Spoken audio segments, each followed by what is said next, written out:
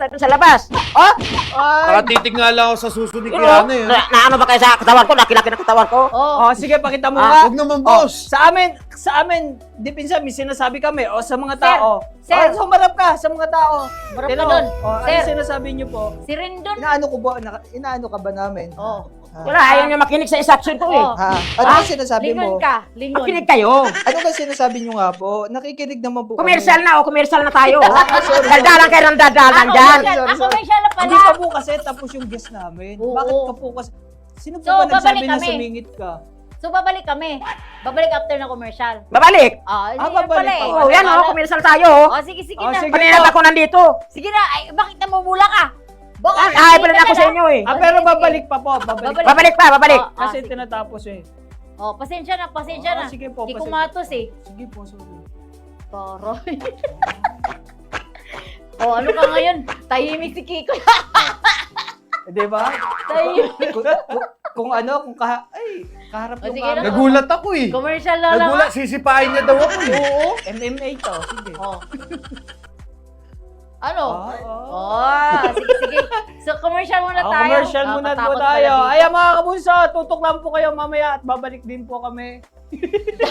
Tutok po kayo mamaya at babalik din po kami. Tutok lang po kayo mga kabunso at babalik din po kami maya-maya lamang sa pagbabalik ng KKK! Kakwentuhan Kasiyahan at Eh, mga kabunso yun. Eh, yung mga fans ko, anong tawag? Mga kasuso. Mabuhay yung mga kasuso dyan! Pwede ko ba sabihin yun? Ano naman? Wala naman. Okay. Wala dito si Okay. Big Mac. wala dito si Big Mac, walang MTRCB MTRCB. dito. Actually, tinanong ko na rin yan eh. 'Di ba? Oo, Kung under siya ng MTRCB yung Hindi mga na, ganitong hindi. Pero okay lang yun. Oo. So ano, paano? Mga fans ko, mas masarap kasi pag ikaw nagsabi eh. Mga, What's up mga kabunso? at, What's up mga kasuso? di ba? Parang laki. Hanggang dito ba naman? Hindi ba Oo. pwedeng dito? Lagot ka. Ganyan talaga, di ba? May nakasimangot na naman dito. Oo ka, umayos ka. Oo. Kanina ka pa ha. So ano na tayo? Maano na tayo kay Kiko? Si Kiko kasi, mga kabunso, mga iyaano guyuan, syempre na-recap natin yung paano nagsimula si Kiko. Yung gwapo ni Kiko, no, may buhok siya, no? Parang fresh na fresh. Siguro laging sinasabunutan to, kaya naubos. Kaya pangit na ako ngayon. kasi Hindi wala naman. akong buhok, no? Ano kasi, fresh ba? Iba naman yung bagets pa, di ba? Okay. So ngayon kasi parang namamalo ka na kasi ng puwet eh. Akala ba wholesome to? Akala ba wholesome tong show na to? Sabi ni, Migs na, okay lang daw. Oh. Hindi, nakikinig lang naman ako. Hindi Hindi, okay naman. Mga naman na tayo eh. Malawak na yung pangunawa. Kasi panggabi na tayo eh, mga mamis. Mga mamis dyan ay mga mamis. Habang oo. nakain sila, makikinig muna sila sa atin. Oo. Habang sumusubo kayo ng kanin, may ulam. Oo. Di, si Kiko naman, ang tingin kasi ng mga tao sa kanya, yun nga, lalo na new generation ngayon, bad boy. Parang ano siya, yung astig, maangas, di ba? Pero karakter niya lang yun. Karakter talaga Pero niya. napakahusay. Kasi isa yan sa iniidolo ngayon ng mga kabataan. Di ba sabi mo, idol mo siya? Oo, idol ko sa pagiging karakter niya eh. Bakit parang nagagampanan talaga niya? Oo, nagagampanan niya talagang solid yung pagiging kontrabida eh. Sige. Ano muna natin? Topic muna natin, pagiging aktor. Aktor muna tayo. So yan nga, anong year yun nagsimula ka? MTV. Si bata pa ito eh. MTV no. Kasama niya yung mga ano eh. Siguro, Anong year yun? Siguro, nagsimula ako noong 2004. 2004. Sabay. Sabay kami. PB Idol sa MTV. Oo. Finalist kami noon ng mga kabatch ko. Sila Aaron Villena, sila AJD, Jay Season, si Mark Cortez. Pero yung talagang actor na career nagsimula noong 2013 nung nag-audition ako sa Cinemalaya. Kasi nung nag-artista ako nung bata ako, ang experience ko noon was really with mga variety shows like MTV, Yes Pa-cute. Yes Show, Pa-cute tapos lang. mga asap, Parang diba, hashtag. sumasayaw, Parang hashtag. ganun. Oo. Pero nung naging actor talaga ako is noong 2013, nung nakuha ko sa Sinimalaya. Ay, Opo, malupit. ganun. Oo. Mm. So, kumbaga, nung na-stop po siya nung bata ako, Oo. nung nag-aaral ako ulit, tapos nagkaroon ako ng pagkakataon para pumili kung ano ba gusto kong Ah, gawin. gusto mo. Oo, Oo. kasi naalala ko pa nga, nagtatrabaho pa nga ako sa isang kumpanya. Tapos nag-aartista. Hindi, nag-i-imagine na mag-aartista. Talaga. Kasi na-experience ko siya nung Oh, bata pa ako. Nung nag-workshop ka bago ka mag-Sinimalaya. Kumbaga, ang dami ko ng workshop nung ano eh. Nung bata ka pa. Nung bata pa ako hanggang sa oo. kasalukuyan noon eh.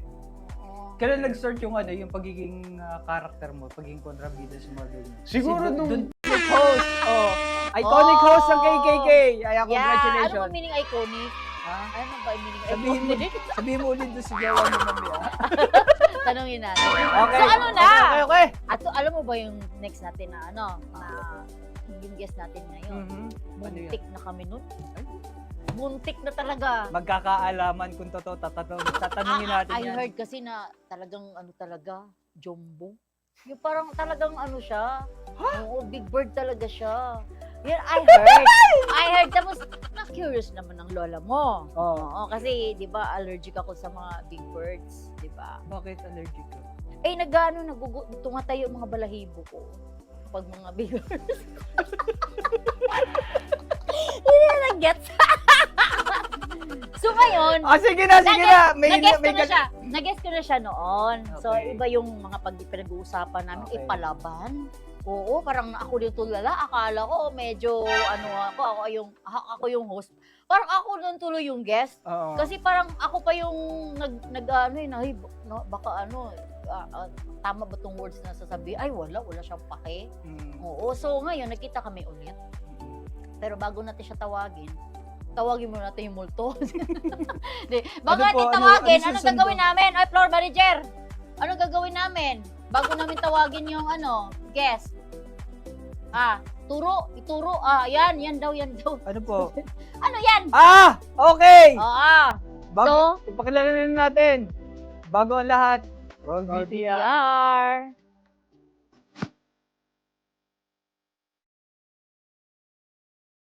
Estou aqui, vou mostrar a você os porquinhos a mãe tem. É novos porquinhos, já é grande. Si Francisco Manabat Perestelo de Matos o mas kilala bilang Kiko Matos ay isa sa mga kilalang character actor, model, MMA fighter at vlogger ng kasalukuyang henerasyon. Ang kanyang ama ay isang Portugis at ang kanyang ina ay isang Pilipina. Nagsimula ang karera ni Kiko sa telebisyon noong 2004 nang sumali siya sa isang talent competition ng ABS-CBN na TV Idol, kung saan isa siya sa mga naging finalist kasama ang mga nooy aspiring actors na kinalaunan ay nagkaroon na rin ng pangalan sa showbiz. Mula doon, nagtuloy-tuloy na ang kanyang karir sa paggawa ng pelikula.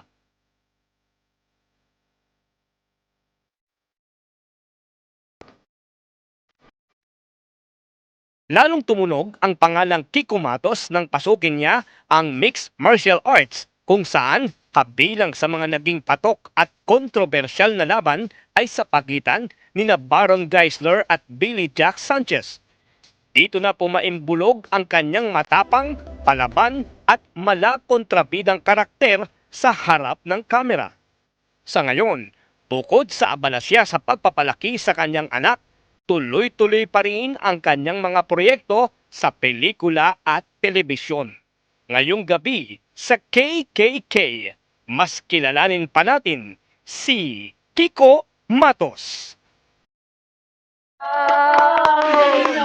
Idol ko talaga si Derek sa mga ganyang eksena eh. Oo. Grabe, mapapatitig ka talaga, mapapakinggan mo talaga yung mga boses niyang Tsaka yung researcher ang galing. Grabe, Ano congrats. siya kung sa ulam pa, kompleto ricados, kare-kare. Mm-mm. Di ba? May Ah. peanut butter talaga.